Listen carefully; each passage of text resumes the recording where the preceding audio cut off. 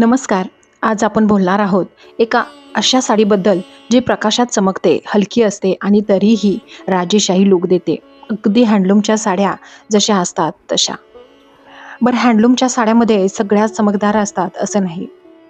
Handloom Maheshwari सारखीच आपल्याला feel देणारी टिश्यू क्रश साडी. अनेकांना प्रश्न पडतो, घरगुती पॉवरलूमवर तयार झालेली टिश्यू क्रश साडी प्रीमियम क्वालिटीची असू शकते का? खरंच, हो, नक्कीच असू शकते.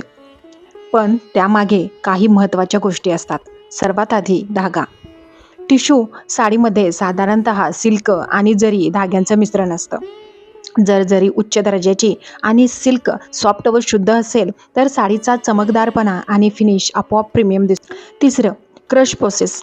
टिश्यू क्रश साडीचा खास लूक विणीनंतर दिला जातो.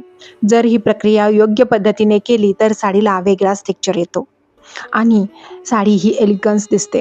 हाच प्रयत्न आहे आपल्या भारतातील कारिगिरी, आपल्या विणकरांची कला आणि प्रत्येक राज्यातील परंपरा ही प्रेमाने तुमच्यापर्यंत पोहोचवण्याचा.